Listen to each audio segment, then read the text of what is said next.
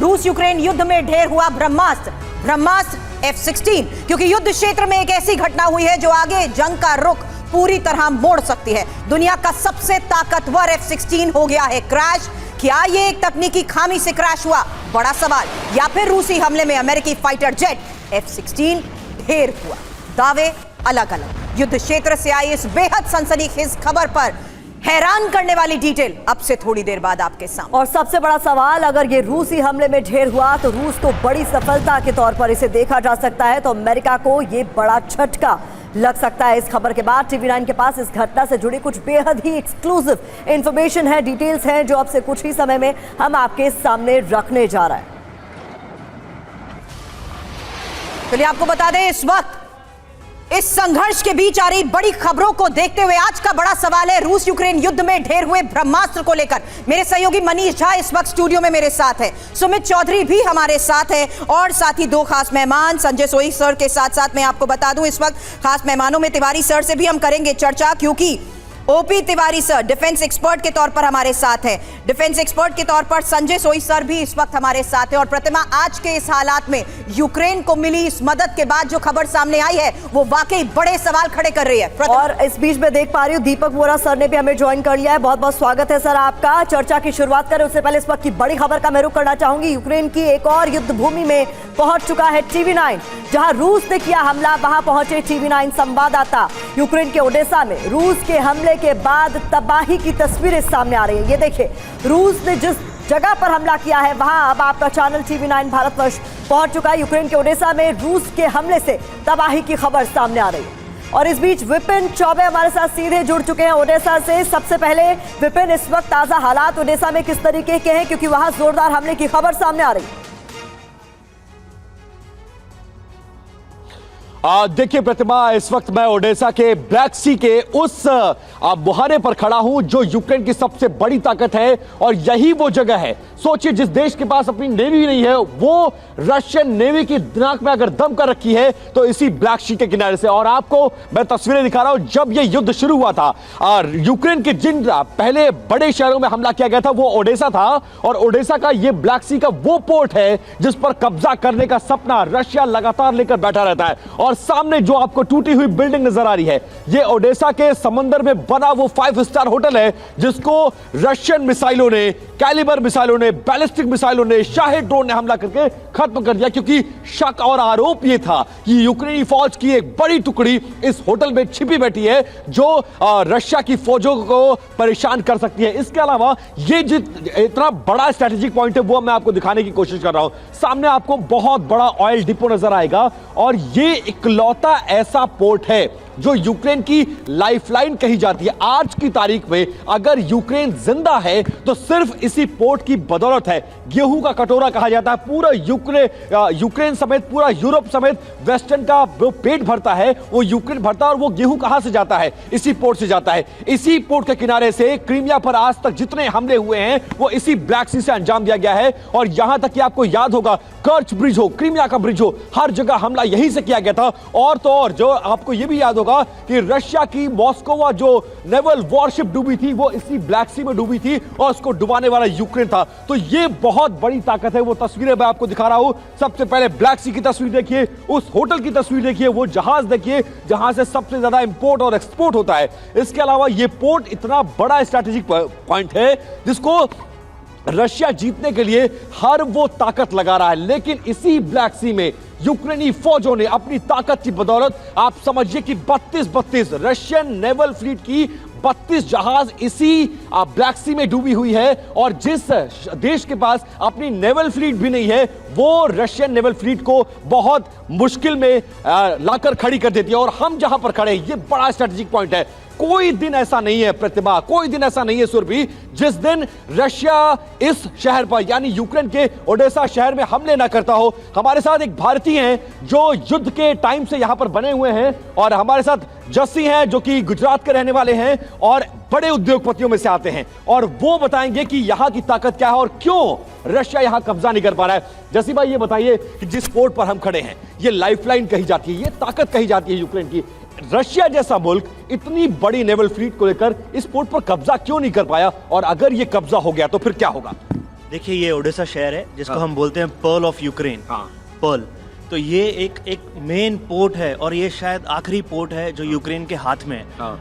अगर यूक्रेन ने इसको लूज किया तो यूक्रेन पूरा लैंडलॉक्ड हो जाएगा, ताकि वो जो कभी भी वो अपने आप को इतना सक्षम कर चुका है कि रशिया कभी आने 10, 20, 30 साल में भी इसको कब्जा नहीं कर पाएगा। इतना इन लोगों ने अपने आप को पावरफुल बना दिया है, क्योंकि यूक्रेनियंस को जो टेक्नोलॉजीज मिली है पीछे से वेस्टर्न कंट्रीज से, वो बहुत ही पावरफुल टेक्नोलॉजीज है जो सी में उसको बहुत बहुत सेव करती है वाया सी।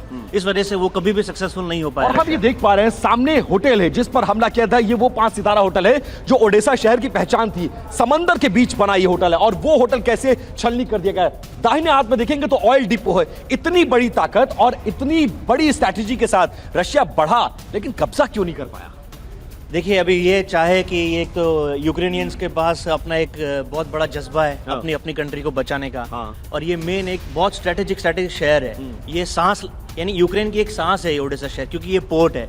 यहाँ से टोटल जितना भी पूरी दुनिया को वीट जो एक्सपोर्ट होता है ना, वो यहाँ से होता है, वो इसी पोर्ट से होता है। और आप समझिए लैंडलॉक हो जाएगा अगर ओडेसा का ये पोर्ट अगर कब्जा कर लिया रशिया ने, तो ये पूरा देश लैंडलॉक हो जाएगा और यहीं से पूरे यूरोप का पेट भरा जाता है। यहीं से ऑयल की एक्सपोर्ट इंपोर्ट किया जाता है। और तो और क्रीमिया पर आज तक सुरभि और प्रतिमा जितने हमले हुए हैं वो इसी ब्लैक सी से अंजाम दिया गया। यानी रशिया की नाक में दम जो यूक्रेन करता है वो इसी ब्लैक सी से करता है और इसी पोर्ट से करता है। इस पोर्ट पर कब्जा करने के लिए पुतिन ने हर वो ताकत, हर वो तरीका, हर वो इंतजाम किए, लेकिन आज तक इस पोर्ट पर कब्जा नहीं कर पाए हैं। और सबसे बड़ी बात यह है, मॉस्को पूरी रशियन नेवल फ्लीट के 32 जहाज, जी हां, 1 नहीं, 2 नहीं, 5 नहीं, 10 नहीं, बल्कि 32 जहाज इसी ब्लैक सी में, इसी पोर्ट के आगे के इलाकों में डूबी हुई है। और ये यूक्रेनियंस की ताकत है और यही वजह है कि 2.5 साल के बाद भी यूक्रेनी इस फौज में बने हुए हैं। और विपिन, क्योंकि आपने यूक्रेन की ताकत का यहां पर जिक्र किया है, तो आज की एक और बड़ी खबर बता दूं, जो कि यूक्रेन की ताकत इस युद्ध भूमि में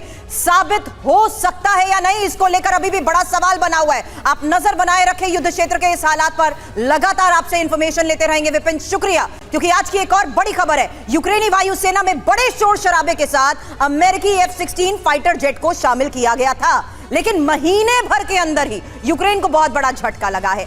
जो F-16 फाइटर जेट यूक्रेन को अमेरिका से मिला था, वो फाइटर जेट धाराशाही हो गया है। F-16 दुनिया का सबसे घातक फाइटर जेट, और इसको लेकर आज प्रतिमा खबर बड़ी है। बिल्कुल, आपको बता दें F-16 को अमेरिका अपनी शान बताता है और पूरी दुनिया में इसका जोर शोर से प्रचार करता है। अब वही F-16 नेस्तनाबूद हुआ है तो रूस का हौसला, उसका मनोबल बढ़ गया है। रूस लगातार ये दावा कर रहा है कि क्रामाटोर्स्क में उसने यूक्रेनी F-16 को मार गिराया है, जबकि यूक्रेन का दावा है कि पायलट की गलती से फाइटर जेट जमीन पर आ गिरा। सुरभि, हालांकि रूस का दावा तो यह भी है कि एंटी एयरक्राफ्ट गन से उसके सैनिकों ने F-16 को टारगेट किया, निशाना बनाया, जबकि यूक्रेन इसे मानने के लिए तैयार ही नहीं है। और यूक्रेनी प्रशासन तो दावा यह भी कर रहा है कि जांच जारी है, जांच पूरी होने के बाद वो तथ्य भी रखेंगे सामने।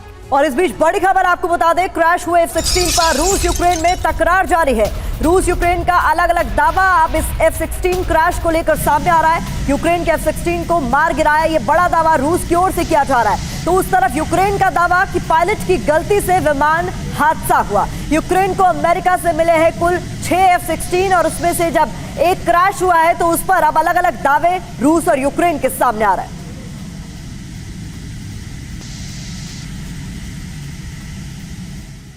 अमेरिका से मिले 6 F-16, लेकिन अब सवाल ये कि आखिर F-16 क्रैश हुआ कैसे? यूक्रेनी F-16 तबाह हुआ, हादसे का शिकार हुआ, या हमले को देखते हुए जो दावे किए जा रहे हैं उनमें हकीकत है? खबर सबसे पहले जानिए, जहां F-16 यूक्रेनी इलाके रामातोर्स्क में मिशन पर था और पायलट को मूनफिश कोड नेम दिया गया था। F-16 के पायलट ने 4 रूसी मिसाइलों को भी नेस्तनाबूद कर दिया। प्रतिमा, और डिटेल्स जो सामने आ रही है उसके मुताबिक 4 मिसाइलों को गिराने के बाद जेट ने अगले टारगेट का पीछा किया और इसके बाद अचानक F-16 फाइटर जेट का संपर्क टूट गया। खबर सामने आई, फाइटर जेट आग का गोला बनकर गिरता हुआ देखा भी गया, तस्वीरें भी सामने आई। हादसे में यूक्रेनी पायलट की मौत भी हो गई। हालांकि पायलट का असल नाम आपको बता दें ओलेक्सी मेस बताया जा रहा है, लेकिन इस बीच सबसे बड़ा सवाल, मनीष, क्या इंफॉर्मेशन इस बारे में सामने आई है? सवाल F-16 को लेकर, मतलब सवाल इस वक्त युद्ध क्षेत्र में उसके इस्तेमाल को लेकर था, लेकिन उसे तो आसानी से क्या टारगेट कर दिया गया या वाकई हादसे का शिकार हुआ? देखिए, पहले तो मैं यही कहूंगा कि ये तो होना ही था, ये सबको पता था। तमाम मिलिट्री एक्सपर्ट्स को पता था, लेकिन इतनी जल्दी होगा ये किसी को अंदाजा नहीं था। क्या हुआ, पहला ही असाइनमेंट था F-16 का, और पहले ही असाइनमेंट में टाई फिश। और देखिए केवल F-16 नहीं गिरा, F-16 को उड़ाने वाले पायलट की भी मौत हो गई। वो पायलट जिसको 1.5 साल से नाटो ट्रेनिंग दे रहे थे। इसी बात को लेकर लगातार कहा जा रहा था कि ये इतना आसान नहीं होगा, लेकिन यूक्रेन और नाटो तब सब कह रहे थे कि बस F-16 को आने दीजिए। जैसे ही F-16 आएगा उसके बाद मॉस्को खत्म, क्रेमलिन खत्म, पुतिन बस गिड़गिड़ाएगा कि अब मुझे बचा लो, अब तो हम हार ही रहे हैं। लेकिन परिणाम क्या हुआ, आप ये देखिए कि वो कहते हैं ना, हॉलीवुड की एक बहुत अच्छी फिल्म है टॉप गन मैवरिक, जिसके जो हीरो हैं टॉम क्रूज, वो कहते हैं कि प्लेन नहीं पायलट महत्वपूर्ण होता है। F-16 बुरा विमान नहीं है, अच्छा विमान है, लेकिन जब पाकिस्तान के पायलट उसे उड़ा रहे थे तो भारतीय पायलट अभिनंदन ने MiG-21 बाइसन से मार गिराया था। F-16 को अगर ट्रेन पायलट उड़ाते तो समझने में बात होती, लेकिन यहाँ जल्दबाजी के चक्कर में पायलट को कुछ दिनों की ट्रेनिंग दी गई और उसके बाद उसे आसमान में भेज दिया गया, जिसका परिणाम यह है, मान लीजिए कि अगर मिसाइल 4 मार दिया, 4 छोड़िए 40 मार दे, लेकिन उसके बाद भी अगर पायलट मारे जाने, 6 F-16 है, 1 खत्म हो गया, अगले 5 मैक्सिमम 4-5 हफ्ते चलेंगे, उसके बाद क्या होगा? तमाम इन सवालों के बीच में सबसे बड़ा सवाल नाटो के पास है, F-16 के बाद अब वो किन हथियार का इस्तेमाल करेंगे? तो हथियार कमजोर नहीं पड़ा है, हथियार को चलाने वाले को लेकर तमाम तरह के सवाल पूछे जा रहे हैं। लेकिन देखिए F-16 क्रैश को लेकर यूक्रेनी सांसद ने भी इस बीच दावा किया है। बड़ी खबर आपको बता दें, F-16 जेट को पेट्रियट ने मार गिराया है, ये दावा उनकी तरफ से किया जा रहा है। यह खबर रूसी न्यूज एजेंसी के हवाले से सामने आ रही है, जहां पर यूक्रेनी सांसद ने ही यह दावा कर दिया है कि F-16 को पेट्रियट ने मार गिराया।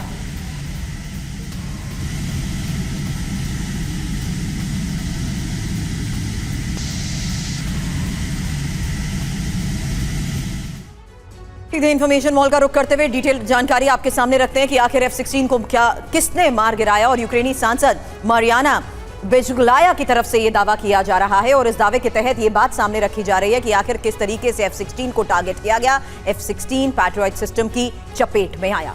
ये बड़ा दावा किया जा रहा है, यूक्रेनी सांसद ऐसा दावा कर रहे हैं। क्रामाटोर्स्क तैनात पेट्रियट ने मारे, क्रामाटोर्स्क एरिया में दरअसल पेट्रियट जो तैनात था उसी ने F-16 को मार गिराया, ये दावा किया जा रहा है। और ये सब कुछ गलती से हुआ है, गलती से F-16 पर फायर किया गया, ये बात भी कही जा रही है। हालांकि इसको लेकर रूस अपने दावे कर रहा है। पेट्रियट एक long range air defence system है जो अमेरिका ने ही यूक्रेन को दिया है। सुरभि, हालांकि इसमें इंपॉर्टेंट बात यह भी है कि रूसी न्यूज एजेंसी जिस आधार पर सुमित ये दावा कर रही है, क्विक अपडेट आपसे इस बारे में चाहूंगी, क्योंकि सवाल इससे पहले हम यही करते आए हैं, F-16 का इस्तेमाल युद्ध क्षेत्र में होगा कहां, कैसे, और सवाल यही कि आखिर F-16 मिल तो गए, उनको चलाने उसकी क्षमता क्या इन सब में है, क्या ये उसी का सबूत?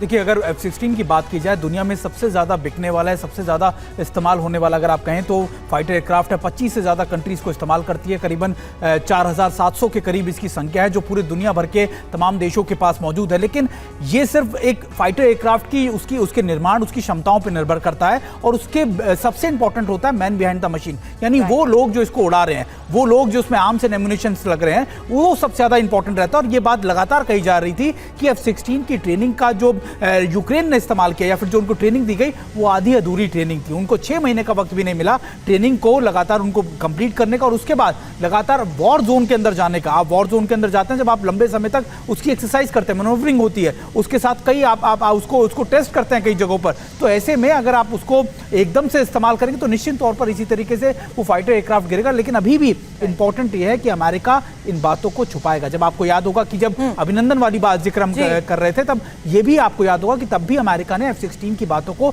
छुपाया था, क्योंकि अमेरिका नहीं चाहेगा कि F-16 की खामियां दुनिया भर के सामने जाहिर हो। लेकिन ये जरूर है कि कोई भी फाइटर एयरक्राफ्ट से ज्यादा महत्वपूर्ण होता है उसके पीछे उसको उड़ाने वाला पायलट, उस पे लगे आर्म्स एंड एम्युनिशन। बड़ी बात आप कह रहे हैं। और देखिए F-16 के क्रैश को लेकर हम चर्चा क्यों कर रहे हैं, दरअसल F-16 दुनिया का सबसे आधुनिक विमान है। अब आपको यह भी समझना होगा कि रूस और यूक्रेन के अलग अलग दावे क्या है और इनमें कितना दम है। यूक्रेन के दावे मैं चाहूंगी सुरभि आप दर्शकों के सामने रखें और मैं बताती हूँ रूस की ओर से क्या दावा किया। हालांकि यूक्रेन की तरफ से दावे में यही कहा जा रहा है कि 2414 किलोमीटर प्रति घंटे की रफ्तार से उड़ने वाले F-16 को इंटरसेप्ट करना चुनौतीपूर्ण है। रूस का कहना है S-300 S-400 से F-16 को गिराया जा सकता है।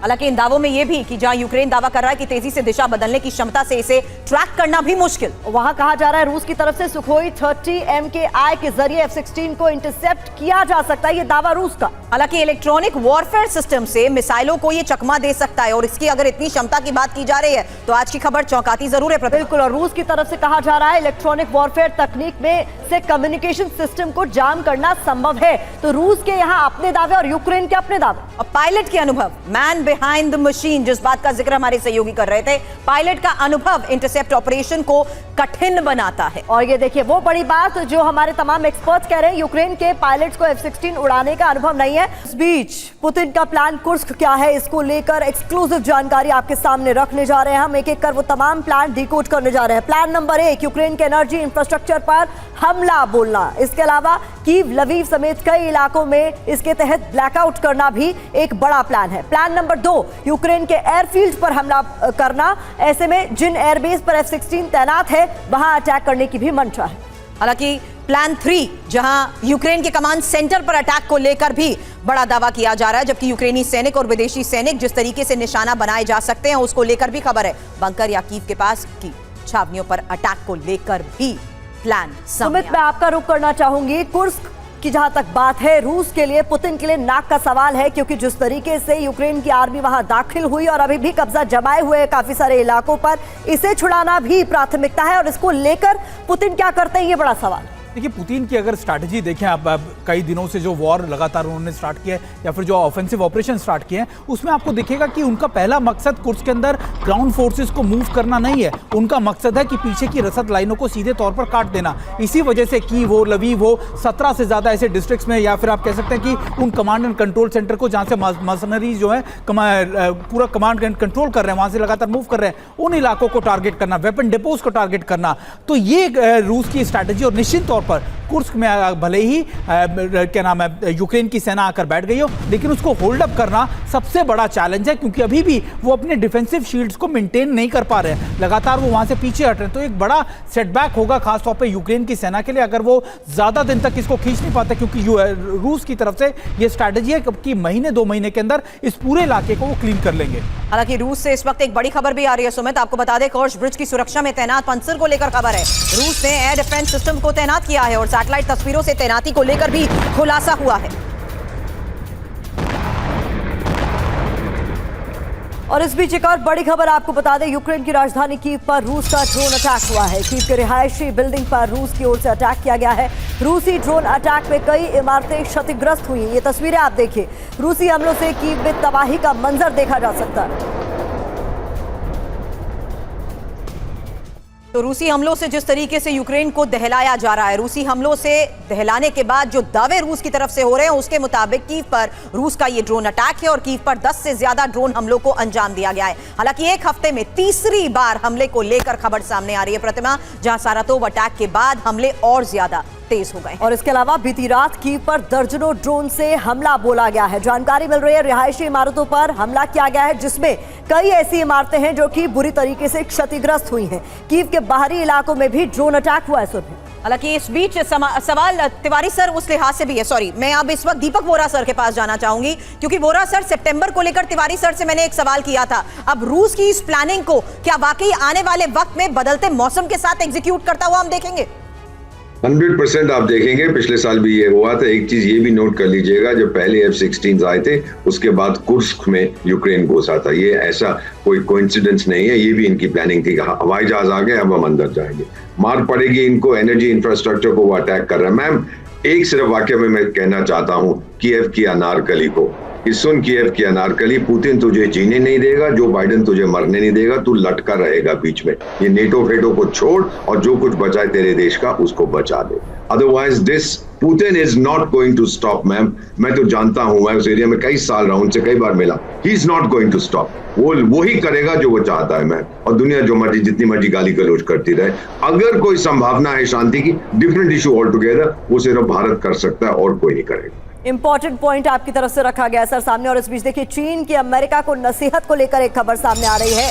अमेरिका परमाणु वेपन की होड़ न करे, चीन का कहना। अमेरिका परमाणु शक्ति बढ़ा रहा है, ये भी चीन की तरफ से दावा किया गया।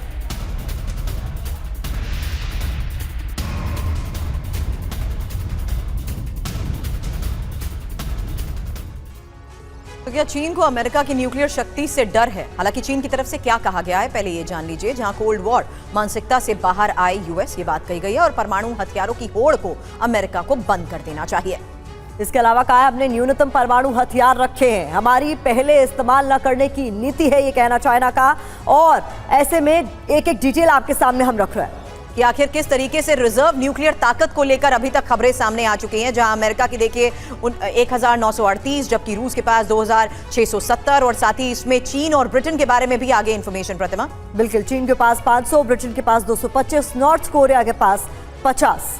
हालांकि जिस लिहाज से यहाँ इस वक्त बड़े दावे किए जा रहे हैं, आपको बता दें मनीष, एक इन्फॉर्मेशन इस लिहाज से आपसे जानना चाहूंगी, क्योंकि चीन पर नजर अमेरिका की रहती है और अमेरिका पर चीन जिस लिहाज से नजर रखता है। आज परमाणु क्षमता के लिहाज से ये बयान जो दिया जा रहा है, हकीकत तो कभी भी दोनों तरफ से सामने इससे पहले नहीं रखी गई।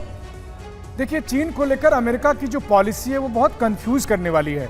अभी अमेरिका के राष्ट्रीय सुरक्षा सलाहकार बीजिंग में गए और उन्होंने कहा कि हम चाहते नहीं है कि चीन के साथ कोई नया कोल्ड वॉर हो, हम लड़ाई करें। वहीं दूसरी तरफ वो उनको धमकी भी देते हैं। तीसरी तरफ वो कहते हैं कि हम ताइवान को लेकर हमारी पॉलिसी अभी उसी तरह की है जो पहले थी। तो बहुत कुछ जो अमेरिका पूरी वर्ल्ड कम्युनिटी को एक सिग्नल देना चाहता है। कभी तो वो कहता है कि हम चीन से लड़ना भी चाहते हैं, कभी वो कहता है कि हम चीन के साथ अच्छे संबंध भी बनाना चाहते हैं। तो इस वजह से दूसरे जो देश हैं वो अमेरिका की चीन को लेकर पॉलिसी पर बहुत ज़्यादा रिलाई कर नहीं रहे हैं। भारत के लिए भी लगभग बहुत हद तक विदेश नीति में ये बात ताल्लुक रखती है। अब ऐसे दृष्टिकोण में अगर आप देखें, हथियारों का जहां तक सवाल है, ये बात तो सही है कि अमेरिका और चीन के परमाणु हथियारों का कोई मुकाबला नहीं है। लेकिन अमेरिकी संसद की एक रिपोर्ट आई थी जिसमें यह कहा गया था कि चीन बहुत तेजी से अपना अत्याधुनिक मॉडर्नाइजेशन कर रहा है और वहीं दूसरी तरफ अमेरिका एक नए युद्ध के लिए तैयार नहीं है। तो बहुत सारी बातें होगी अगर अमेरिका और चीन के बीच लड़ाई होती है। देखिए, जून में एक रिपोर्ट भी आई थी मनीष, जिसका जिक्र करना जरूरी हो जाता है। इस रिपोर्ट के मुताबिक अमेरिका परमाणु ऊर्जा शक्ति में चीन से 15 साल पीछे। इस पर विस्तार से बात करें उससे पहले इस वक्त एक और बड़ी खबर आ रही है, जहां इजराइल में हमले पर ईरानी इरादे साफ। ईरानी रेवोल्यूशनरी गार्ड के कमांडर इन चीफ का बड़ा बयान सामने आया है। बहुत जल्द बदले पर अच्छी खबर मिलेगी।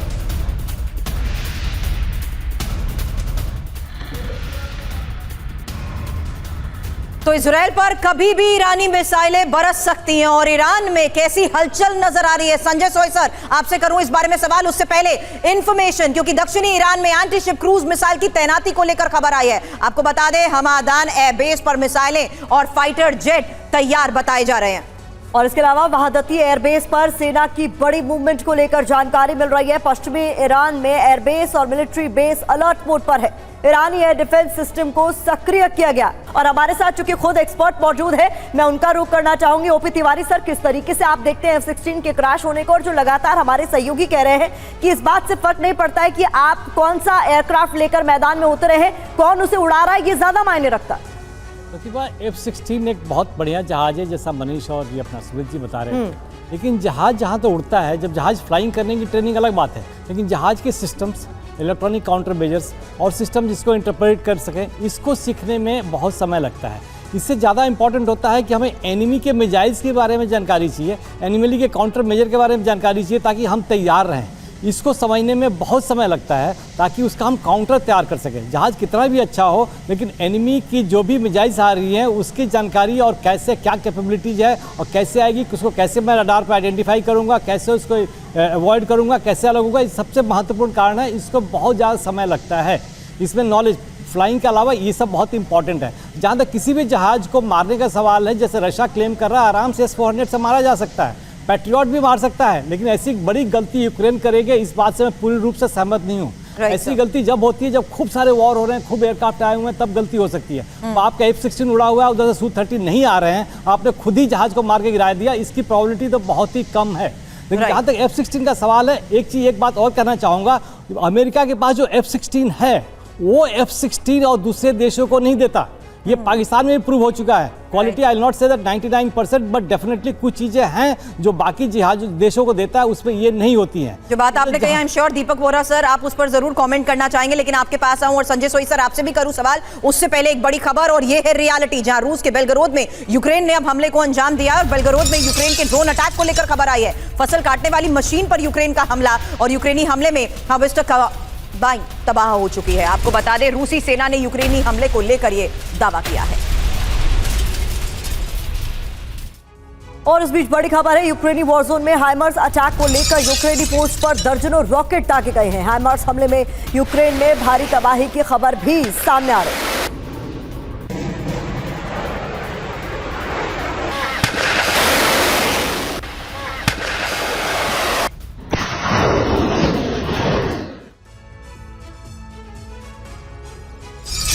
कुर्स्क में यूक्रेनी टैंक पर ड्रोन अटैक को लेकर भी खबर है। यूक्रेनी टैंक पर कैमिकाज़ी ड्रोन से हमले को अंजाम दिया गया है। रूसी हमले में यूक्रेनी T-72M1 टैंक नष्ट।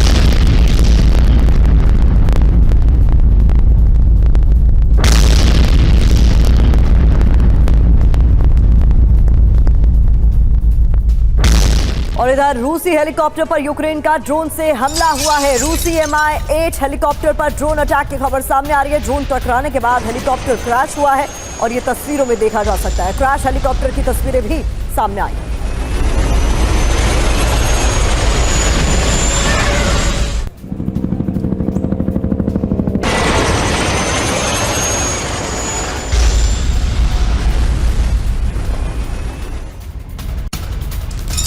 तो युद्ध के हालात के बीच में अटैक की तस्वीरें तो आपने देखी, लेकिन अब F-16 इस्तेमाल पर नीदरलैंड से बहुत बड़ी खबर आ रही है। और नीदरलैंड के रक्षा प्रमुख की तरफ से क्या कहा गया? रूस पर स्ट्राइक में F-16 इस्तेमाल करे यूक्रेन। रूस के भीतर F-16 से स्ट्राइक पर आपत्ति नहीं है।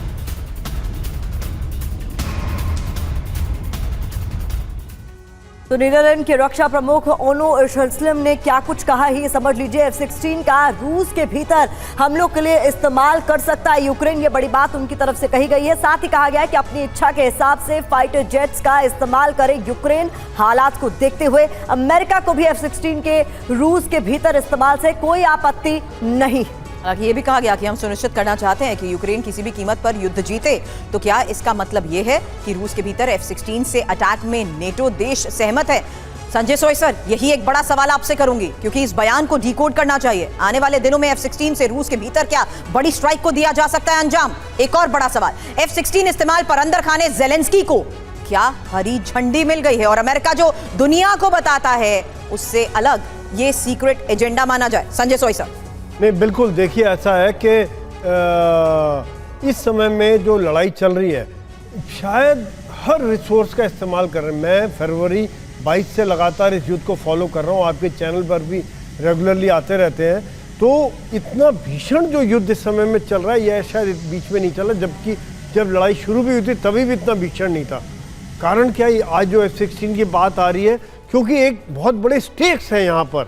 जो कुर्स्क की लड़ाई है, ये गेम चेंजर हो सकता है यहाँ पर। अगर देखिए यूक्रेन हारता है, रशिया वापस इनको खदेड़ने में सक्षम हो जाता है, तो यूक्रेन की जो लड़ाई की क्षमता, उनका मोराल डाउन, उनकी इज्जत खत्म, उनका प्राइड खत्म। और पश्चिमी देश जो उनको हथियार दे रहे थे, वो देने में, लेने में, इनको मांगने में शर्म आएगी इसके बाद कि हमने इतना दिया और उसके बाद आप फिर भी हार के वापस आ गए हो।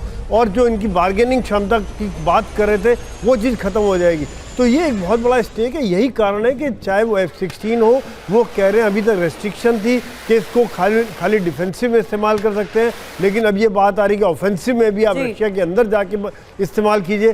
क्योंकि ये अगर इस्तेमाल करते हैं, जिस प्रकार से कुर्स्क की लड़ाई है, ये गेम चेंजर था। एक तरह से यूक्रेन की सोच में बदलाव था कि अभी तक खाली जहाँ पर रशिया कब्जा था उनको पीछे धकेलने की कोशिश कर रहे थे। पहली बार सेकेंड वर्ल्ड वॉर में रशिया के अंदर जाके उन्होंने हमला किया, जिससे रशिया रिएक्ट कर रहा है। ये बात सच है कि रिएक्ट कर रहा है, क्योंकि उन्होंने दुनिया भर के ट्रुप्स वहां पे मोबिलाइज किए। चेचन्या से आए 30,000 ट्रुप्स आए और भयंकर हमले। क्योंकि आपने रूस के पलटवार की बात कही है संजय सोई सर, तो एक बड़ी खबर जरूर बताना चाहेंगे अपने दर्शकों को। कुर्स्क में यूक्रेनी टैंक पर रूस की ओर से हमला किया गया और रूसी हमले में यूक्रेनी सेना को भारी नुकसान की खबर भी सामने आ रही है। कुर्स्क में इसके बाद ये जो यूक्रेनी टैंक है, उल्टे पलटे नजर आए की तस्वीरें आपके सामने।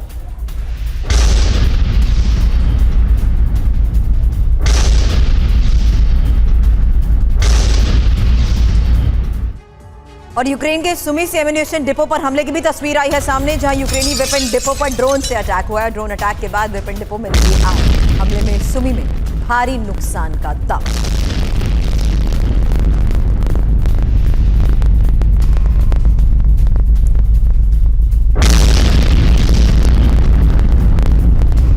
और इस बीच एक और बड़ी खबर आपको बता दें, यूक्रेन पर रूस का जोरदार पलटवार हुआ है। रूस ने यूक्रेन के 18 यूएवी मार गिराए हैं। रूसी रक्षा मंत्रालय ने बाकायदा इसका वीडियो भी जारी किया।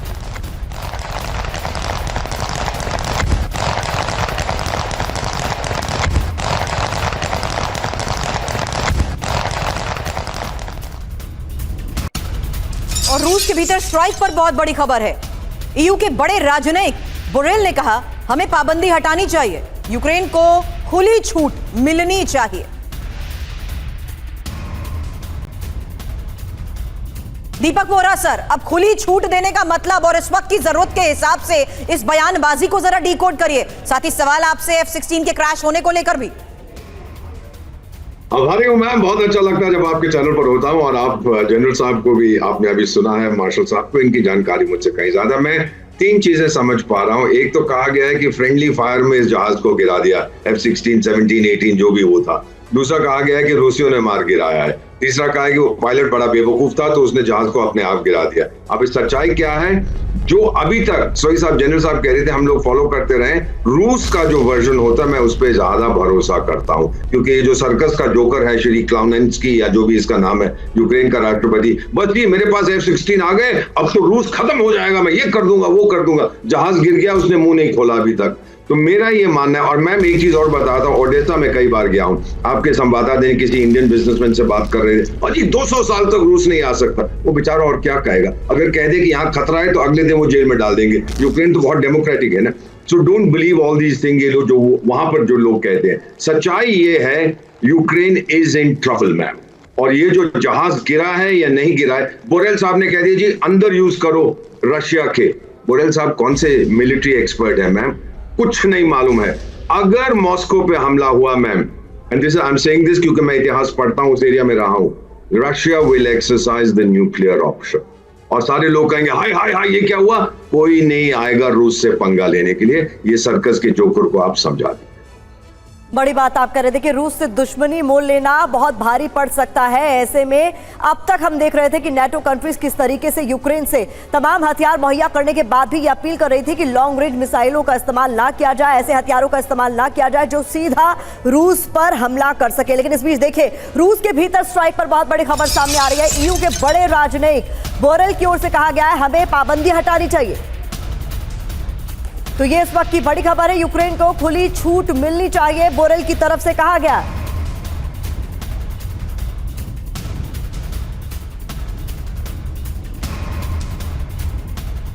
और यूक्रेन पर ही रूसी सेना के भीषण हमले को लेकर खबर है, जहां रूसी सेना ने अब ग्राड MLRS से अटैक को अंजाम दिया है और दर्जनों रॉकेट अटैक से यूक्रेन में मची तबाही की ये तस्वीर देखिए।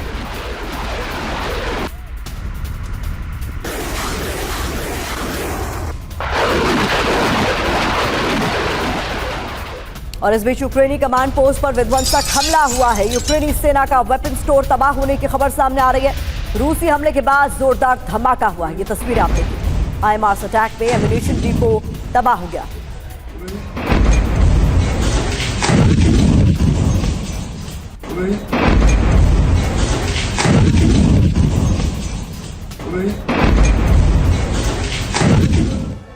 अब रूस के रोस्टोव में भी ऑयल डिपो पर हमले की तस्वीर देखिए, जहां ड्रोन अटैक के बाद डिपो के कई यूनिट्स को आग के हवाले कर दिया गया। भीषण अटैक से ऑयल डिपो में मची तबाही की ये तस्वीर आई है सामने। तो ये तस्वीरें लगातार हम दिखा रहे हैं मनीष, लेकिन इस बीच सबसे बड़ा सवाल है कि आने वाले दिनों में क्या होता हुआ आप देख रहे हैं। जिस तरीके से नाटो कंट्रीज का बयान आ रहा है हथियारों के इस्तेमाल को लेकर, यूक्रेन को खुली छूट देने को लेकर, अब क्या आप होता हुआ देख रहे हैं? देखिए बोरेल साहब ये कह रहे हैं कि पाबंदियां हटानी चाहिए, तो हटा ले, को किसने रोका है? और बचा भी यही कौन सा पाबंदी है? पहले कहा गया कि लंबी दूरी की मिसाइलें दें ना दें, लंबी दूरी की मिसाइलों का इस्तेमाल होने लगा। F-16 दें या ना दें, अब F-16 आ गया, F-16 गिर गया। अब बचा क्या? अब तो यही बचा है कि नाटो के सैनिक आए, नाटो के सैनिक भी लड़े, उससे भी क्या हो जाएगा? हम सबको एक बात समझने की जरूरत है कि दरअसल रूसी सेना के लिए, रूसी हथियार के लिए वो होम ग्राउंड है। रूसी सैनिकों के पास एक मोटिव है कि वो अपने देश की रक्षा के लिए लड़ रहे हैं। लेकिन यूक्रेन के सैनिकों से अगर आप पूछेंगे तो यूक्रेन के सैनिक किस लिए लड़ रहे हैं? वो इसलिए लड़ रहे हैं कि नाटो का मेंबर बनना है। नाटो तो खुद ही ऐसे ही यूक्रेन को मेंबर नहीं बना रहा है। यूक्रेन के लोगों का सपना था कि हमको यूरोपियन यूनियन का मेंबर बनना है। आज की तारीख में आधी जनसंख्या जो है अपना घर बार छोड़कर यूरोप में बेघर बनी पड़ी हुई है। तो आखिर यूक्रेन को हासिल क्या हुआ? यही जो डायलेमा है, उसी वजह से यूक्रेन उस तरह से परफॉर्म नहीं कर पा रहा है जिस तरह से अब रशियन सैनिक कर लेकिन रहे हैं। सवाल मनीष इस लिहाज से भी तो इंपॉर्टेंट था ना कि लॉन्ग रेंज मिसाइल्स की डिमांड्स जो की गई पूरी, उसका इस्तेमाल होगा कैसे? सुमित, सवाल आपसे इसलिए कर रही हूं क्योंकि इस युद्ध क्षेत्र में पूरी तरीके से यूरोप और नेटो देश इसकी चपेट में माने जाते हैं, इसलिए रूस की क्षमता को भांपते हुए वो कभी भी इस खुली छूट के पक्ष में नहीं थे। आज इस तरीके का बयान देना, क्या ये सीधा एक सिग्नल है कि हाँ आप डायरेक्ट मॉस्को को हिट करने के लिए हिट कर सकते हैं? देखिए, एक चीज़ तो तय है, रूस ने जब से जंग शुरुआत की वो हमेशा कहता है कि हमारी ये जंग यूक्रेन से नहीं नाटो देशों से। वो मानता है कि उसके लिए बड़ा खतरा या सीधी चुनौती जो है वो नाटो के देश ही हैं। और अभी भी आप देखें, भले ही आप लगातार जो आर्म्स एंड एम्युनिशंस का जखीरा मिल रहा है, रूस ये बार बार कह रहा है और रूस ये जानता है कि उसको उकसाया जा रहा है। कुर्स्क के अंदर यूक्रेन की सेना अगर आकर एकदम से 2.5 साल आके बैठ गई तो निश्चित तौर पर उसके पीछे की स्ट्रैटेजीज, उसके पीछे की जो साजो सामान है वो नाटो के देशों नहीं पहुंचा है। लेकिन इस पूरी गेम में एक ऐसा तुरुप का एक ऐसी स्ट्रैटेजी है जो रूस ने ना तो इस्तेमाल की है और जिसको लेकर नाटो देशों में भी बहुत ज्यादा खौफ है, वो है बेलारूस। बेलारूस एक ऐसा आप कह सकते हैं प्लेयर है, एक ऐसी गेम चेंजर है जिसका अगर रूस ने इस्तेमाल किया तो निश्चित तौर पर खतरा ना सिर्फ कीव के ऊपर सीधे तौर पर आएगा, बल्कि पोलैंड और यूरोप के दूसरे देशों के अंदर भी सीधे तौर पर खतरा उनके दस्तक देगा उनको। तो निश्चित तौर पर ये बड़ा एक ऐसा थ्रेट है। लेकिन रूस ये जानता है कि उसको इस वॉर को सिर्फ और सिर्फ उस लिमिटेड वे में रखना है जहां पर उसके लिए ना सिर्फ डोनेट्स्क बल्कि उसके जो कोस्टल एरियाज है वो सिक्योर कर ले, उनको वो अपनी बढ़त बना ले। इसके अलावा वो एक्सीलरेट नहीं करना चाह रहा। और इस बीच बड़ी खबर बता देते हैं, देखिए कुर्स्क के लिए रूस के प्लान पर खुलासा हुआ है। वॉलंटियर लड़ाकों की आर्मी बना रहा है रूस। बार्स कुर्स्क नाम से वॉलंटियर लड़ाकों की आर्मी कुर्स्क की रक्षा में तैनात होंगे बार्स कुर्स्क लड़ाके, ये जानकारी मिल रही है।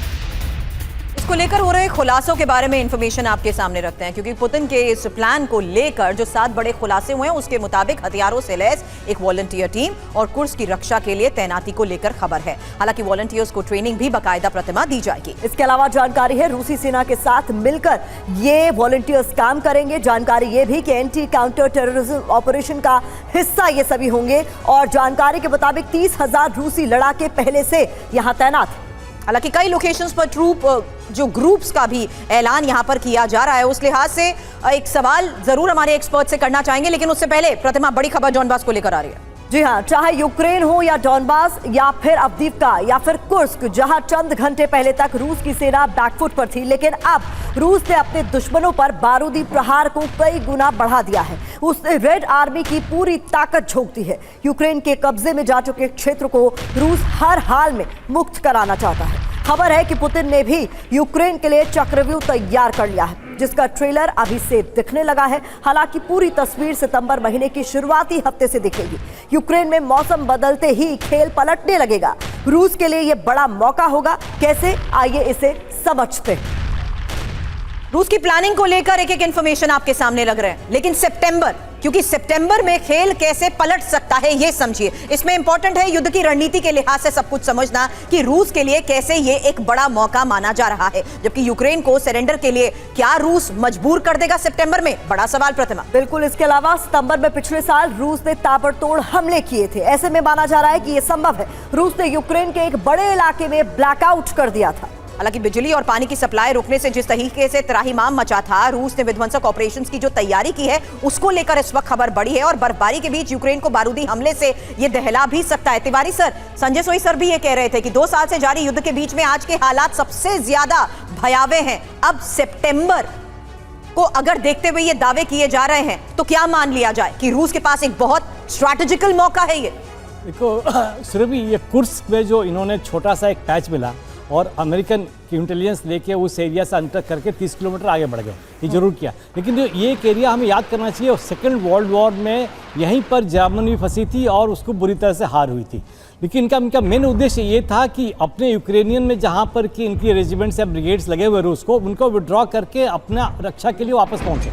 लेकिन रशिया ने ये नहीं किया। इस उद्देश्य में तो ये बिल्कुल यूक्रेन नाकाम रहा, कोई सक्सेस नहीं मिला उसको, क्योंकि रशिया ने अपनी फोर्सेज विड्रॉ नहीं की बल्कि ऑक्सिलरी और चेचनिया को बुला के उनको रोक रहे हैं। इसके अलावा आप देखो कुर्स्क के 3 जो ब्रिजेज थे उन्होंने तोड़वा दिए यूक्रेन ने।